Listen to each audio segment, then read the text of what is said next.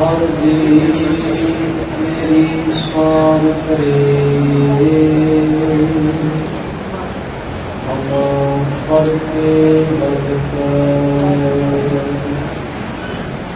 हर जी मेरी स्वार करे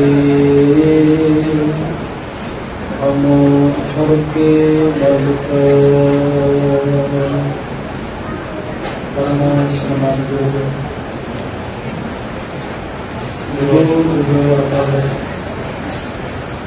धर्मकांडी करने वाले ज्ञान बख्शिश दे रहा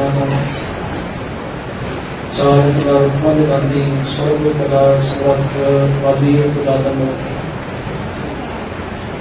गुरुओं के गुरु नाथों के नाथ जोगियों के जोगी पीरा के पीर गुरकादी के विराजमान दसों पातशाहियों की आत्मिक योग समझी मानवता हर पत्र लुकाई दे समझे दुखों पापों क्लेशों विघ्नों का अंत करने वाले साढ़े सुन चुके मतलब की सोवरां नाम करने भरपूर करने वाले शब्द गुरदिया गहर गंभीरा विश्व दरबार हमारी प्यारी अमृतकारी बुरा मनते कारी है धन धन धन साहिब श्री गुरु ग्रंथ साहिब जी इन्हों की पावन पाक पवित्र हजूरी अंदर सुभाई मान जुड़न बैठे सत्संगी लोगों बहुत ही वडभागी है जो अकाल पुरख की महिलावत गुरु ग्रंथ साहिब जी की अपार कृपा के सदका हफ्ता बड़ी गुरमत समागम के अंदर हाजिरी करके सतगुरु जी इलाही अमोलक मनूरी विचारधारा के नाल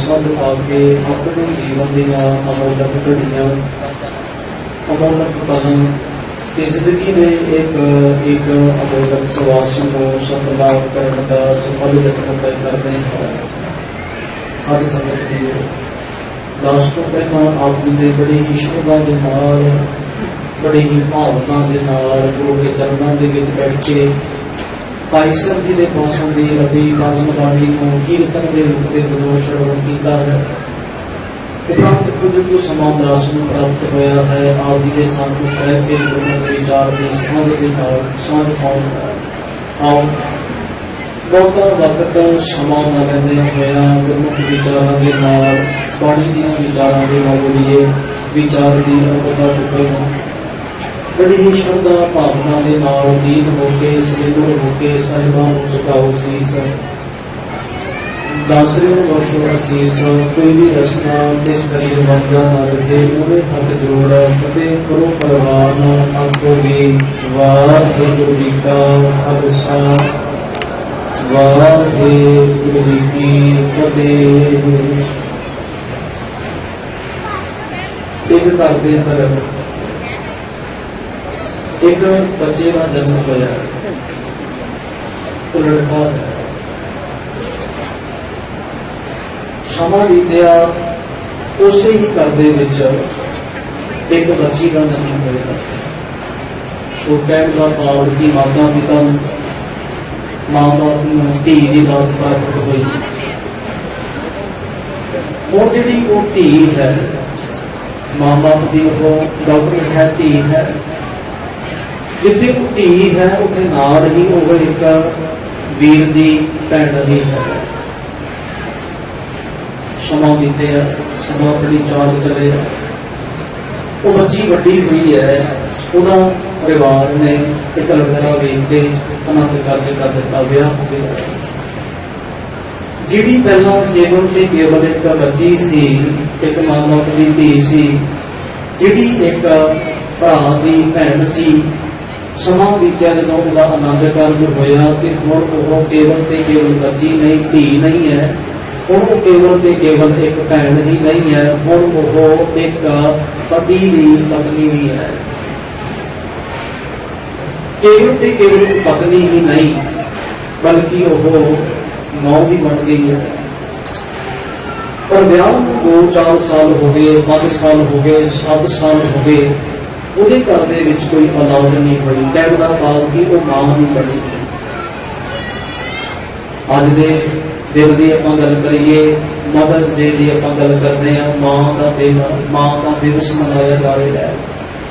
ਤੇ ਮੈਨੂੰ ਲੱਗਦਾ ਕਿ ਸ਼ਾਇਦ ਕੋਈ ਸਰੀਰ ਐਸਾ ਹੋਵੇਗਾ, ਕਿਉਂਕਿ ਐਂਡਰਾਇਡ ਫੋਨ ਆਪਾਂ ਸਾਰੇ ਯੂਜ਼ ਕਰਦੇ ਹਾਂ। ਐਂਡਰਾਇਡ ਫੋਨ ਦੇ ਵਿੱਚ ਅੱਜ ਸਾਰਿਆਂ ਨੇ ਜਿਹੜਾ ਹੈ ਉਹ ਸਟੇਟਸ ਪਾਇਆ ਹੈ, ਆਪਣੀ ਮਾਂ ਦੇ ਨਾਲ ਇੱਕ ਤਸਵੀਰ ਜਿਹੜੀ ਹੈ ਉਹ ਸਾਂਝਾ ਕੀਤਾ ਹੈ। ਸੋ ਗੱਲ ਕਰ ਰਹੇ ਸੀ ਜਿਹੜੀ ਉਹ ਬੱਚੀ ਸੀ ਜਿਹਦਾ ਆਨੰਦ ਕਾਰਜ ਹੋ ਗਿਆ, ਕੁਝ ਸਮਾਂ ਬੀਤਿਆ, ਸਾਲ ਬੀਤੇ ਤੇ ਉਹ ਮਾਂ ਨਹੀਂ ਬਣੀ। ਉਹ ਗੁਰੂ ਘਰ ਦੇ ਵਿੱਚ ਆਈ, ਉਹਨੇ ਆਪ ਵੀ ਖੁਦ ਅਰਦਾਸਾਂ ਕੀਤੀਆਂ। ਭਾਈ ਸਾਹਿਬ ਨੂੰ ਵੀ ਆਖਿਆ ਵੀ ਗੁਰੂ ਕੇ ਚਰਨਾਂ ਦੇ ਵਿੱਚ ਅਰਦਾਸ ਕਰੋ, ਤੇ ਭਾਈ ਸਾਹਿਬ ਨੇ ਵੀ ਹੱਥ ਜੋੜ ਕੇ ਸਤਿਗੁਰੂ ਦੀ ਪਾਵਨ ਬਾਣੀ ਦੇ ਅੱਗੇ ਸੀਸ ਨਿਵਾਉਂਦਿਆਂ ਹੋਇਆ ਆਖਿਆ, ਮਾਨ ਮੰਗੋ, ਤਾਨ ਮੰਗੋ, ਧਨ ਲక్ష్ਮੀ ਸੁਖ ਦੇ। ਹੁਣ ਗੁਰੂ ਘਰ ਦੇ ਵਿੱਚੋਂ ਔਲਾਦ ਦੀ ਦਾਤ ਮੰਗਣੀ, ਚਾਹੇ ਬੱਚੀ ਹੈ ਤੇ ਚਾਹੇ ਬੱਚਾ ਹੈ, ਲੜਕਾ ਹੈ ਚਾਹੇ ਲੜਕੀ ਹੈ, ਗੁਰੂ ਘਰ ਦੇ ਵਿੱਚੋਂ ਦਾਤ ਮੰਗਣੀ ਜਾਂ ਪਰਮੇਸ਼ਰ ਨਿਰੰਕਾਰ ਦੇ ਤੋਂ ਦਾਤ ਮੰਗਣੀ ਇਹ ਮਾੜੀ ਗੱਲ ਨਹੀਂ ਹੈ। ਜਦੋਂ ਆਪਾਂ ਇਤਿਹਾਸ ਪੜ੍ਹਦੇ ਹਾਂ ਤੇ ਸੰਨ 1621 ਦੇ ਵਿੱਚ ਗੁਰੂ ਤੇਗ ਬਹਾਦਰ ਪਾਤਸ਼ਾਹ ਜੀ ਦਾ ਜਨਮ ਹੁੰਦਾ ਹੈ। ਸੰਨ 1634 ਦੇ ਵਿੱਚ ਉਹਨਾਂ ਦਾ ਸ਼੍ਰੀ ਲਾਲ ਚੰਦ ਜੀ ਦੀ ਸਪੁੱਤਰੀ ਜਿਹੜੀ ਗੁਜਰੀ ਹੈ, ਜਿਹਨੂੰ ਆਪਾਂ ਸਤਿਕਾਰ ਨਾਲ ਮਾਤਾ ਗੁਜਰੀ ਆਖਦੇ ਹਾਂ, ਉਹਨਾਂ ਦੇ ਨਾਲ ਵਿਆਹ ਹੁੰਦਾ ਹੈ। ਹੁਣ ਮਾਤਾ ਗੁਜਰੀ ਦੀ ਉਦੋਂ ਉਮਰ 11 ਸਾਲਾਂ ਦੀ ਹੈ, ਗੁਰੂ ਤੇਗ ਬਹਾਦਰ ਪਾਤਸ਼ਾਹ ਜੀ ਦੀ ਉਮਰ 13 ਸਾਲਾਂ ਦੀ ਜਦੋਂ ਆਨੰਦ ਕਾਰਜ ਹੋਇਆ।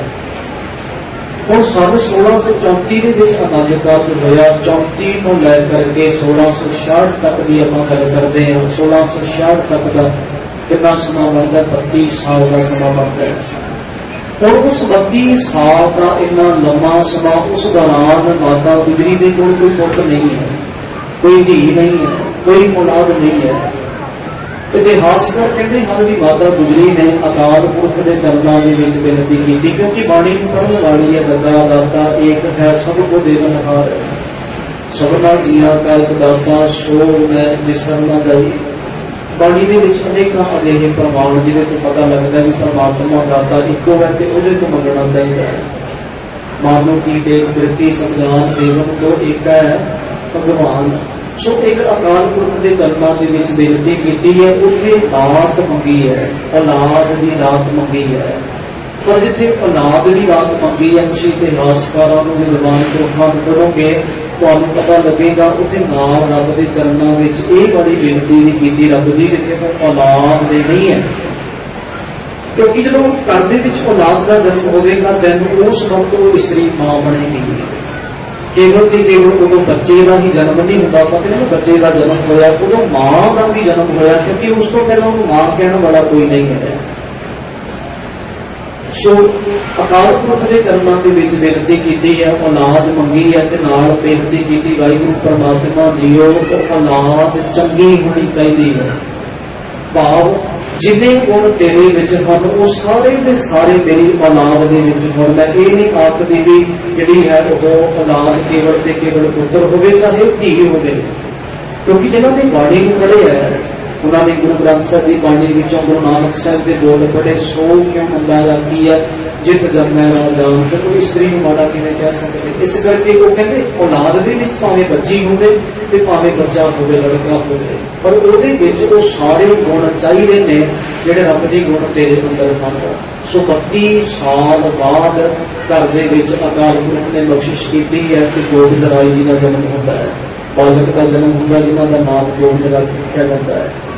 सो इस तरीके के नाल सारी संगत दियो असी गुरु घर विच आउणा है कि साडे कोल औलाद नहीं है, असी गुरु के चरणों के विच आके बेनती करके अरदास करके जाचना करते हैं कि नाल ये बड़ी गल जरूर आख्या करो। हुण भगत धन्ना जी की बाणी जो तुसीं पढ़ोगे ना तो भगत धन्ना जी ने अपनी बाणी के दौरान एक शब्द के परमात्मा निरंकार को जाचना की।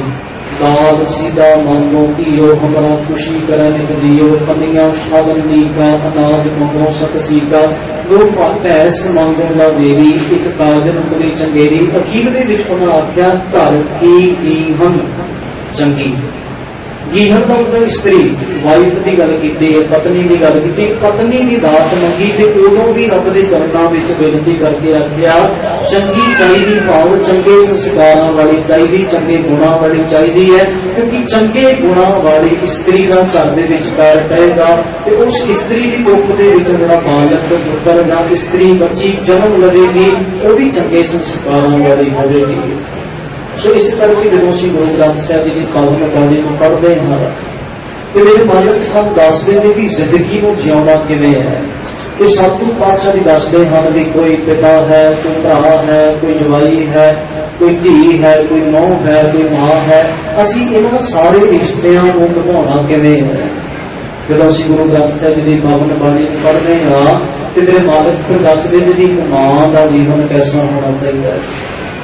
फिर मेरे मालिक दसते हैं कि एक पुत्र का जीवन कैसा होना चाहिए, एक बाप का जीवन कैसा होना चाहिए। पर दुखांत है असी मेरे मालिक पातशाह जी की पावन बाणी को कदे पढ़िया नहीं, कदे विचारिया नहीं। जे पढ़िया होंदा, विचारिया होंदा, सुनिया होंदा तो सानू पता होना सी कि मां बाप ने साडे लई की कुछ कीता है ते असी मां बाप दे लई की कीता है।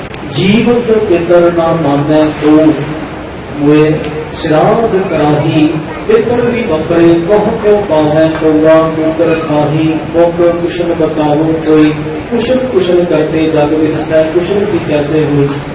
ये शब्द भगत कबीर जी की मुखारबिंद रसना तो उच्चारण किया हुआ। ਉਹਦੇ ਵਿੱਚ ਭਗਤ ਕਬੀਰ जी ने आख्या कि मैं समाज ਦੇ ਵਿੱਚ ਆਪਣੀਆਂ ਅੱਖਾਂ ਦੇ ਨਾਲ ਉਹ ਲੋਕ ਵੇਖੇ ਨੇ ਜਿਹੜੇ ਜਿਉਂਦੇ ਜੀ ਆਪਣੇ ਮਾਂ-ਬਾਪ ਦੀ ਕਦਰ ਨਹੀਂ ਕਰਦੇ।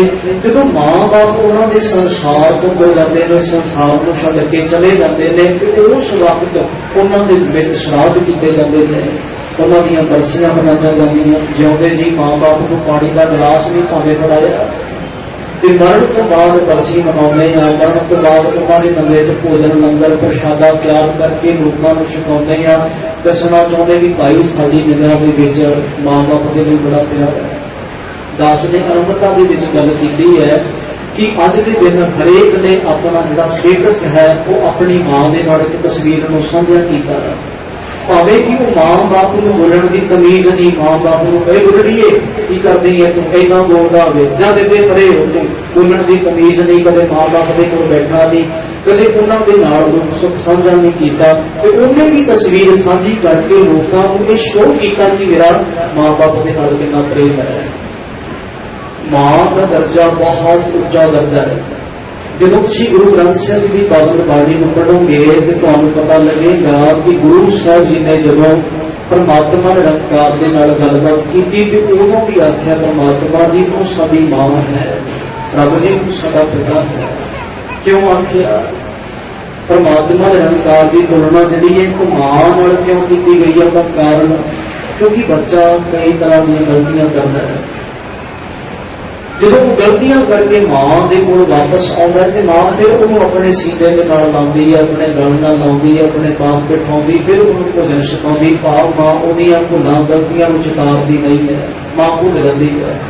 मेरे बालक जी कहते परमात्मा भी इसे तरह शुद्ध अपराध करते हैं जेते जननी जीत न रख जेते, जे आप क्रोध करे कर भाया तो भी जीत न रख समाया। जो बच्चा गुस्से के मां को मारने वास्ते दौड़ता है तो भी मां जड़ा है उस बच्चे का भलाई मंगती है। इस करके जो असं सतगुरु पातशाह जी की पावन बाणी पढ़ते हैं, मेरे बालक की माता जी है ना वो अपने गर्भ के बालक को 9 महीने 10 महीने का समा रखती है। ਤੇ ਪਾਤਸ਼ਾਹ ਜੀ ਕਹਿੰਦੇ ਉਹ ਧਿਆਨ ਰੱਖਦੀ ਆਪਣੇ ਬਾਲਕ ਦਾ। ਇਵੇਂ ਜਿਵੇਂ ਪਰਮਾਤਮਾ ਨਿਰੰਕਾਰ ਹੈ, ਉਹ ਵੀ ਸਾਡੇ ਬੱਚਿਆਂ ਦਾ ਇਸੇ ਤਰ੍ਹਾਂ ਖਿਆਲ ਰੱਖਦਾ ਹੈ ਜਿਵੇਂ ਇੱਕ ਖਿਆਲ ਮਾਂ ਰੱਖਦੀ ਹੈ। ਹੁਣ ਤੁਸੀਂ ਦੇਖੋ ਕਈ ਵਾਰ ਬੱਚੇ ਨੂੰ ਘੋੜੇ ਦੇ ਵਿੱਚ ਪਾਇਆ, ਮਾਂ ਕੰਮ ਕਰ ਰਹੀ ਹੈ, ਪੋਚਾ ਲਗਾ ਰਹੀ ਹੈ, ਝਾੜੂ ਲਗਾ ਰਹੀ ਜਾਂ ਭਾਂਡੇ ਮਾਂਜਦੀ ਪਈ ਹੈ, ਉਹਨੂੰ ਬੱਚੇ ਤੇ ਰੋਣ ਦੀ ਆਵਾਜ਼ ਸੁਣੀ, ਉਹ ਸਾਰੇ ਕੰਮ ਛੱਡ ਕੇ ਉਸੇ ਵਕਤ ਕੀ ਕਰਦੀ ਹੈ, ਦੌੜ ਕੇ ਮਾਂ ਜਿਹੜੀ ਹੈ ਬੱਚੇ ਦੇ ਕੋਲ ਜਾਂਦੀ ਹੈ, ਉਹਨੂੰ ਆਪਣੇ ਸੀਨੇ ਨਾਲ ਲਾ ਕੇ ਉਹ ਜਿਹੜਾ ਹੈ ਦੁੱਧ ਦੀ ਰਾਤ ਦਿੰਦੀ ਹੈ, ਬੱਚਾ ਚੁੱਪ ਹੁੰਦਾ ਹੈ। ਸੋ ਬੜਾ ਧਿਆਨ ਰੱਖਦੀ ਹੈ ਮਾਂ। ਕਹਿੰਦੇ ਜਿਵੇਂ ਮਾਂ ਧਿਆਨ ਰੱਖਦੀ ਹੈ ਤਿਵੇਂ ਪਰਮਾਤਮਾ ਨਿਰੰਕਾਰ ਸਾਡੇ ਜੀਵਾਂ ਦਾ ਖਿਆਲ ਰੱਖਦਾ ਹੈ, ਧਿਆਨ ਰੱਖਦਾ ਹੈ। ਇਸ ਕਰਕੇ ਪਰਮਾਤਮਾ ਨਿਰੰਕਾਰ ਵੀ ਮਾਂ ਵਰਗਾ ਹੈ। ਪਰ ਇੱਕ ਬਾਤ ਮੈਂ ਸਾਂਝੀ ਕਰ ਦੇਵਾਂ, ਜਿਵੇਂ ਮਾਂ ਵਾਂਗ ਬੁਨਿਆਦੀ ਤੌਰ ਤੇ ਆਪਣੇ ਬੱਚੇ ਦੀਆਂ ਜ਼ਿੰਮੇਵਾਰੀਆਂ ਨੂੰ ਸਾਂਭਦੇ ਹਨ ਭਾਵ ਉਹ ਕਹਿੰਦੇ ਸਾਡੇ ਸਿਰ ਦੇ ਉੱਤੇ ਜ਼ਿੰਮੇਵਾਰੀ ਹੈ ਬੱਚੇ ਨੂੰ ਪਾਲਣਾ, ਪੋਸਣਾ, ਵੱਡਿਆਂ ਕਰਨਾ, ਬੱਚੇ ਦੀ ਦੇਖ ਰੇਖ ਕਰਨੀ, ਬੱਚੇ ਨੂੰ ਜੋ ਵੀ ਚੀਜ਼ ਚਾਹੀਦੀ ਅਸੀਂ ਦਿੰਦੇ ਹਾਂ ਲੈ ਕੇ, ਭਾਵੇਂ ਆਪ ਔਖੇ ਸੌਖੇ ਕਿਉਂ ਨਾ ਹੋਈਏ। ਹੁਣ ਮਾਂ ਬਾਪ ਤੇ ਆਪਣੀ ਜਿਹੜੀ ਜ਼ਿੰਮੇਵਾਰੀ ਉਹ ਨਿਭਾ ਰਹੇ ਹਨ, ਪਰ ਬੱਚਾ ਅੱਗੇ ਆਪਣੀ ਮਾਂ ਦੀ ਜਿਹੜੀ ਆਪਣੀ ਜ਼ਿੰਮੇਵਾਰੀ ਹੈ ਉਹਦੀ ਬਣਦੀ ਉਹ ਨਹੀਂ ਨਿਭਾ ਰਿਹਾ। ਜਿਹੜੇ ਅਨਾਥ ਆਸ਼ਰਮ ਅੱਜ ਬਣੇ ਨੇ ਉਹ ਸਾਡੇ ਕਰਕੇ ਬਣੇ ਨੇ। ਅਸੀਂ ਮਾਂ ਬਾਪ ਨੂੰ ਸਾਂਭਿਆ ਨਹੀਂ, ਉਹਨਾਂ ਨੂੰ ਅਨਾਥ ਆਸ਼ਰਮ ਦੇ ਵਿੱਚ ਭੇਜ ਦਿੱਤਾ। ਜਦੋਂ ਤੁਸੀਂ ਭਾਈ ਗੁਰਦਾਸ ਜੀ ਨੂੰ ਪੜ੍ਹੋਗੇ ਨਾ, ਤੇ ਭਾਈ ਗੁਰਦਾਸ ਜੀ ਨੇ ਬੜਾ ਪਿਆਰਾ ਜ਼ਿਕਰ ਕੀਤਾ, ਵਾਰ ਨੰਬਰ 37 ਤੇ ਪੌੜੀ ਨੰਬਰ 13, ਉਹਦੇ ਵਿੱਚ ਉਹਨਾਂ ਨੇ ਬੜਾ ਪਿਆਰਾ ਜ਼ਿਕਰ ਕੀਤਾ। ਪੜ੍ਹ ਕੇ ਵੇਖੋ, ਕਹਿੰਦੇ ਮਾਂ ਪਿਓ ਪਰ ਹਰ ਸੁਣੈ ਵੇਦ, ਭੇਦ ਨਾ ਜਾਣੈ ਕਥਾ ਕਹਾਣੀ। ਹੁਣ ਜਿਹੜਾ ਬੰਦਾ ਮਾਂ ਬਾਪ ਦੀ ਸੇਵਾ ਨਹੀਂ ਕਰਦਾ, ਉਹ ਭਾਈ ਗੁਰਦਾਸ ਜੀ ਨੇ ਜ਼ਿਕਰ ਕੀਤਾ ਵੀ ਜਿਹੜਾ ਬੰਦਾ ਮਾਂ ਬਾਪ ਦੀ ਸੇਵਾ ਨਹੀਂ ਕਰਦਾ, ਉਹ ਭਾਵੇਂ ਧਾਰਮਿਕ ਗ੍ਰੰਥਾਂ ਨੂੰ ਪੜ੍ਹਦਾ ਹੋਵੇ, ਭਾਵੇਂ ਉਹ ਧਾਰਮਿਕ ਗ੍ਰੰਥਾਂ ਨੂੰ ਸੁਣਦਾ ਹੋਵੇ, ਉਹਦਾ ਪੜ੍ਹਿਆ ਹੋਇਆ, ਉਹਦਾ ਸੁਣਿਆ ਹੋਇਆ ਵੇਦਾਂ ਦਾ ਪਾਠ ਵੀ ਉਹ ਵਿਅਰਥ ਗਿਆ, ਕਿਸੇ ਕੰਮ ਨਹੀਂ। ਦੂਸਰੇ ਨੰਬਰ ਤੇ ਫਿਰ ਉਹਨਾਂ ਨੇ ਗੱਲ ਕੀਤੀ, ਮਾਂ ਪਿਓ ਪਰ ਹਰ ਕਰੈ ਆਪ, ਵਨ ਖੰਡ ਭੁੱਲਾ ਫਿਰੈ ਦੇ ਬਾਣੀ। ਵਣ ਦਾ ਮਤਲਬ ਵੀ ਜੰਗਲ ਹੁੰਦਾ ਹੈ ਤੇ ਬੇਬਾਣੀ ਦਾ ਮਤਲਬ ਵੀ ਜੰਗਲ ਹੁੰਦਾ ਹੈ। ਬਾਣੀ ਦੇ ਵਿੱਚ ਵੀ ਇਹ ਸ਼ਬਦ ਆਏ ਹੁੰਦਾ ਹੈ। ਕਹਿੰਦੇ ਮਾਂ ਬਾਪ ਦੀ ਸੇਵਾ ਨਾ ਕਰੇ ਤੇ ਤਪ ਕਰੇ, ਆਪਣੇ ਸਰੀਰ ਨੂੰ ਕਸ਼ਟ ਦੇਵੇ ਤੇ ਪਰਮਾਤਮਾ ਨਿਰੰਕਾਰ ਨੂੰ ਪ੍ਰਸੰਨ ਕਰਨ ਦੀ ਕੋਸ਼ਿਸ਼ ਕਰੇ ਤੇ ਪਰਮਾਤਮਾ ਨਿਰੰਕਾਰ ਪ੍ਰਸੰਨ ਨਹੀਂ ਹੁੰਦਾ, ਬੇਸ਼ੱਕ ਜਿੰਨੇ ਮਰਜ਼ੀ ਤਪ ਕਰੇ। ਤੀਸਰੇ ਨੰਬਰ ਤੇ ਫਿਰ ਉਹਨਾਂ ਜ਼ਿਕਰ ਕੀਤਾ, ਮਾਂ ਪਿਓ ਪਰ ਹਰ ਕਰੈ ਪੂਜ, ਦੇਵੀ ਦੇਵ ਸੇਵਕ ਮਾਨੀ। ਦੇਵੀ ਦੇਵਤਿਆਂ ਦੀ ਪੂਜਾ ਕਰੇ, ਮਾਂ ਬਾਪ ਦੀ ਸੇਵਾ ਨਾ ਕਰੇ, ਉਹਦੀ ਕੀਤੀ ਹੋਈ ਉਹ ਵਾਲੀ ਪੂਜਾ ਵੀ ਵਿਅਰਥ ਚਲੇ ਜਾਂਦੀ। ਭਾਵ ਦੇਵੀ ਦੇਵਤੇ ਵੀ ਪ੍ਰਸੰਨ ਨਹੀਂ ਹੁੰਦੇ ਜੇ ਬੰਦਾ ਪੜ੍ਹੇ, ਮਾਂ ਬਾਪ ਦੀ ਸੇਵਾ ਦੇ ਵਿੱਚ ਨਹੀਂ ਜੁੜਿਆ ਹੋਇਆ। ਚੌਥੇ ਨੰਬਰ ਤੇ ਮੈਂ ਜ਼ਿਕਰ ਕੀਤਾ, ਕਹਿੰਦੇ ਮਾਂ ਪਿਓ ਪਰ ਹਰ ਨਹਾਵਣ, 8 ਤੀਰਥ ਘੁੰਮਣ ਬਾਣੀ, 8 ਸਤੰਗ 68। ਮਾਂ ਪਿਓ ਦੀ ਸੇਵਾ ਨੂੰ ਛੱਡ ਕੇ 68 ਤੀਰਥਾਂ ਵਿੱਚ ਜਾ ਕੇ ਭਾਵੇਂ ਇਸ਼ਨਾਨ ਕਰਦਾ ਫਿਰੇ, ਉਹਦਾ ਕੀਤਾ ਹੋਇਆ 68 ਤੀਰਥਾਂ ਵਿੱਚ ਕੋਈ ਇਸ਼ਨਾਨ ਦੀ ਵਿਅਰਥ ਹੈ, ਕਿਸੇ ਕੰਮ ਨਹੀਂ। ਫਿਰ ਪੰਜਵੇਂ ਨੰਬਰ ਤੇ ਉਹਨਾਂ ਜ਼ਿਕਰ ਕੀਤਾ, ਮਾਂ ਪਿਓ ਪਰ ਹਰ। ਕਹਿੰਦੇ ਹਨ ਵੀ ਮਾਂ ਪਿਓ ਨੂੰ ਪਰੇ ਕਰਕੇ ਕੀ ਕਰੇ, ਤੀਰਥ ਕਾਲ ਤੀਰਥ ਕਰੇ, ਭਾਵ ਉਹ ਵਰਤ ਆਦਿਕ ਰੱਖੇ। ਮਰ ਮਰ ਜਨਮੈ ਪਰਮ ਭੁਲਾਣੀ, ਗੁਰ ਪਰਮੇਸ਼ਰ ਸਾਰ ਨਾ ਜਾਣੀ। ਸੋ ਸਤਿਗੁਰੂ ਜੀ ਦੀ ਜਦੋਂ ਪਾਵਨ ਬਾਣੀ ਪੜ੍ਹਦੇ ਆ ਤੇ ਮੇਰੇ ਮਾਲਕ ਪਾਤਸ਼ਾਹ ਵੀ ਸਾਨੂੰ ਭੁੱਲੇ ਹੋਏ ਜੀਵਾਂ ਨੂੰ ਸਮਝਾਉਂਦੇ ਕਿ ਭਾਈ ਮਾਂ ਬਾਪ ਦੀ ਜਿਹੜੀ ਹੈ ਉਹ ਸੇਵਾ ਕਰ, ਪਰ ਦੁਖਾਂ ਤੇ ਵੀ ਉਹਦੇ ਮਾਂ ਪਿਓ ਦੇ ਵਾਰਾਂ ਕੀਤੇ ਹੋਏ ਉਪਕਾਰਾਂ ਨੂੰ ਭੁਲਾ ਦਿੱਤਾ। ਜਿਵੇਂ ਤੂੰ ਮਾਂ ਪਿਓ ਦੇ ਉਪਕਾਰਾਂ ਨੂੰ ਭੁਲਾਇਆ, ਤਿਵੇਂ ਤੂੰ ਪਰਮਾਤਮਾ ਨਿਰੰਕਾਰ ਦੇ ਉਪਕਾਰਾਂ ਨੂੰ ਵੀ ਭੁਲਾ ਦਿੱਤਾ ਹੈ। ਸੋ ਕਹਿਣ ਦਾ ਭਾਵ ਇਹ ਹੈ ਕਿ ਜਦੋਂ ਬਾਣੀ ਨੂੰ ਪੜ੍ਹਦੇ ਹਾਂ ਤੇ ਮੇਰੇ ਮਾਲਕ ਪਾਤਸ਼ਾਹ ਦੀ ਆਖਦੇ ਜਿਵੇਂ ਤੇਰੇ ਮਨ ਦੇ ਵਿੱਚ ਮਾਂ ਦੇ ਲਈ ਪ੍ਰੇਮ ਹੁੰਦਾ ਹੈ, ਪਿਤਾ ਦੇ ਲਈ ਪ੍ਰੇਮ ਹੁੰਦਾ ਹੈ, ਉਸੇ ਤਰ੍ਹਾਂ ਆਪਣੇ ਮਨ ਦੇ ਵਿੱਚ ਪਰਮਾਤਮਾ ਨਿਰੰਕਾਰ ਦੇ ਲਈ ਪ੍ਰੇਮ ਪੈਦਾ ਕਰ ਤੇ ਪਰਮਾਤਮਾ ਨਿਰੰਕਾਰ ਦੇ ਨੇੜੇ ਹੋਣਾ ਕਰ। ਦੂਸਰੀ ਬਾਤ ਮੈਂ ਆਪਦੇ ਸਾਹਮਣੇ ਸਾਂਝੀ ਕਰਾਂ, ਠੀਕ ਹੈ ਕਿ ਮੇਰੇ ਮਾਲਕ ਨੇ ਮਾਂ ਨੂੰ ਬਹੁਤ ਉੱਚਾ ਦਰਜਾ ਗੁਰੂ ਗ੍ਰੰਥ ਸਾਹਿਬ ਜੀ ਦੀ ਬਾਣੀ ਵਿੱਚ ਦਿੱਤਾ।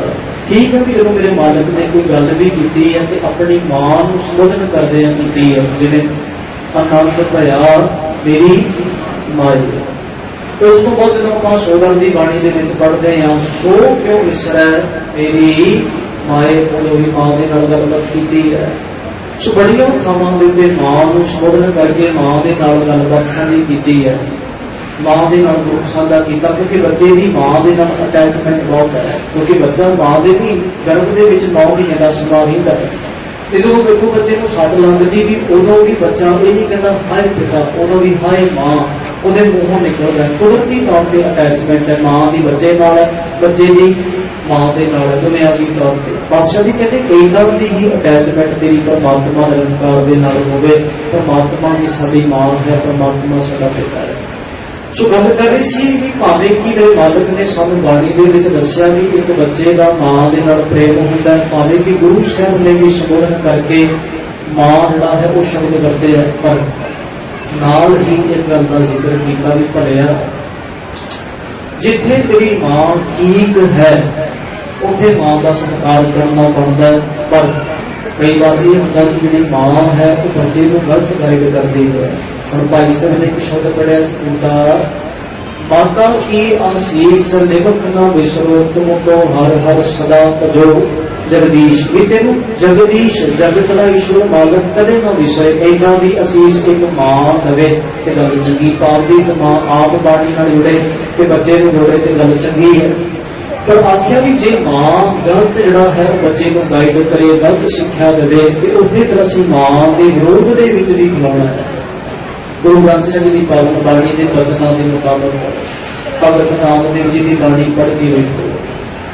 भगत नामदेव जी कहते एक वेला आया, मेरी मां जी है वो सहम गई है, मेरी मां डर गई है, ते मेरी मां ने मैनू उस डर दे विच आख्या पुत्र नामदेव इन्हां इस्लाम मत वालियां दे नाल संबंध रखण वाले जिहड़े आ मुसलमान ने इन्हां दी गल मान ते छड्ड पर राम राम कहना, रब दा नाम जपना ते इन्हां दी गल मान, छोड़ राम की ना भजन खुदाए।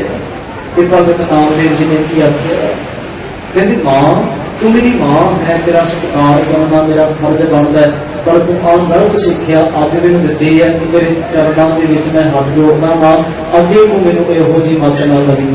जे इहो जी मत दवेगी फिर ना हो तेरा टुकड़ा, ना तू मेरी माए पिंड पड़ा तू हर गुण गाए, ना फिर तू मेरी मां होवेगी ते मैं ना फिर तेरा पुत्र होवांगा।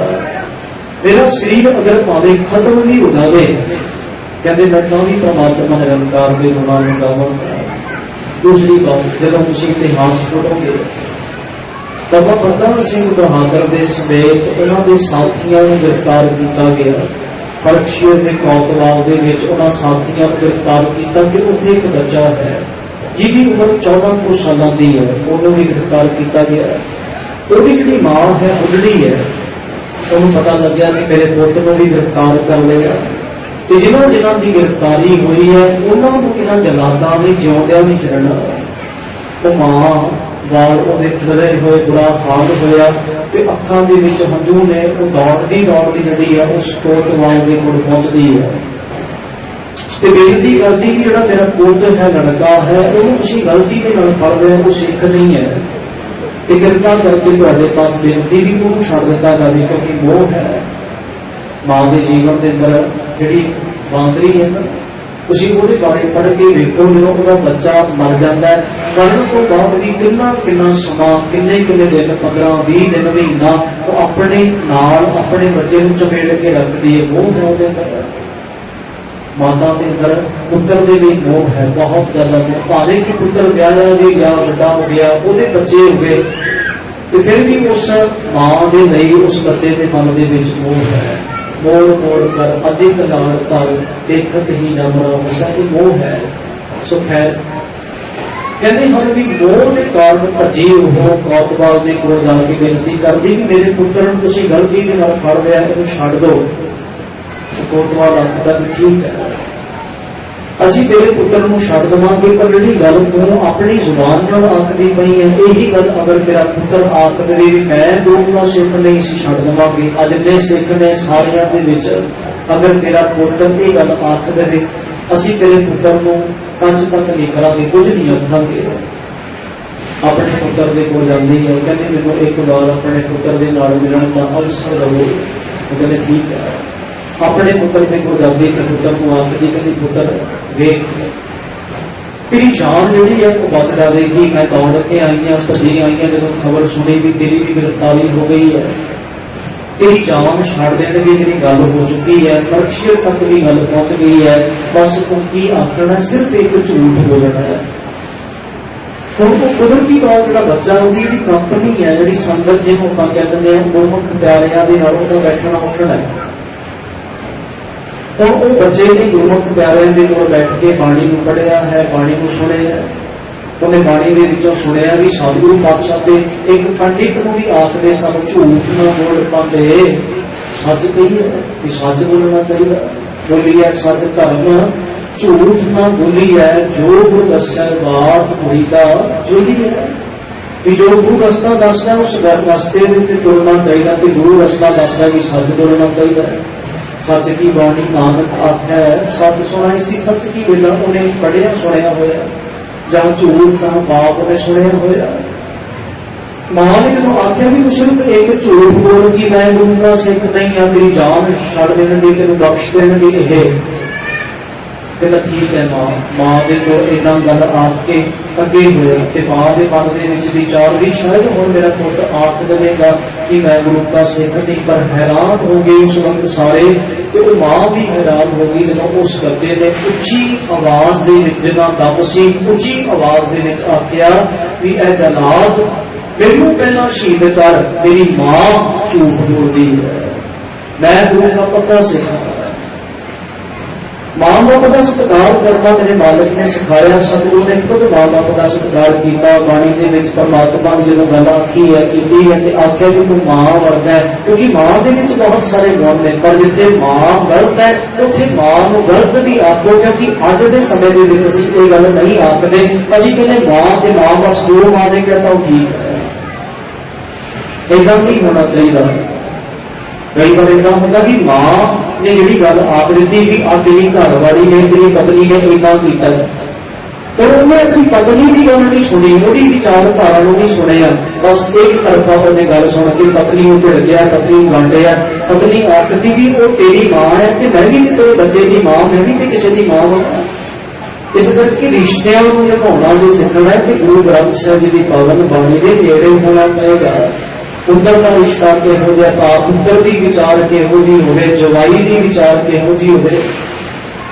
और गुरु रामदास जी के 3 पुत्र ने, पर गुरु अर्जन साहब पातशाह ने दस दिता कि पुत्र इदा का होना चाहिए।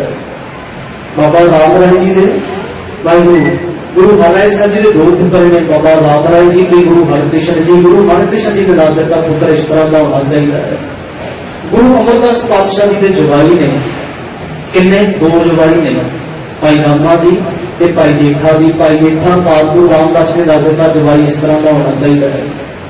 गुरु अंगद साहब जी दी धीआं ने, बीबी अमरो जी, बीबी अनोखी जी। बीबी अमरो जी ने दस दिता भी धी इदां दी होनी चाहिए है, सौरे घर दे विच भी जाके जिहड़ी बाणी दे नाल जुड़े, बाणी नूं पढ़े। इस करके मां किहो जी होनी चाहिए है। माता भांजी जी की गल कर सकते हैं, माता गुजरी की गल कर सकते हैं, माता गंगा जी की गल कर सकते हैं। पत्नी किहो जी होनी चाहिए, माता खीवी जी वर्गी होनी चाहिए, क्योंकि उन्होंने जीवन के विच बाणी को वसाया है। इस करके मेरे मालक पातशाह जी की पावन बाणी के नेड़े होइए। बस ये ना हो भी हफ्ता वाली गुरमत समागम के आए, मत्था टेकिया, परिक्रमा की, कुछ समा बैठे, कीर्तन श्रवण किया, प्रसादा छकिया, लंगर छकिया, घर मुकर गए ना। बाणी को पढ़ीए, बाणी को विचारीए। अजकल भी बड़ा सौखा है, अजकल ये भी तुसी जिहड़ी पोथी है उन्होंने खोल के तुहाडे पास मोबाइल फोन है, उत्थे ऐप डाउनलोड करो, तुसी उत्थे नाल मीनिंग अर्थ तुसी किते भी बैठ के देख सकते हो। इस करके सतगुरु की पावन बाणी को अर्थां के सहित करो। जिथे नित्यनेम करते हो, रब्बी साहब की बाणी का पाठ किया, जाप साहब का पाठ किया, सोनिया का पाठ, चौपाई साहब साहब की गल करते हैं, शाम को सोदार का पाठ, उन्होंने अर्थां के सहित पढ़िए। ताकि सतगुरु कह कि रहे ने, समझा कि रहे ने, वो गल सानू समझ आवे तो वो गल को असीं अपने जीवन के वसाइए।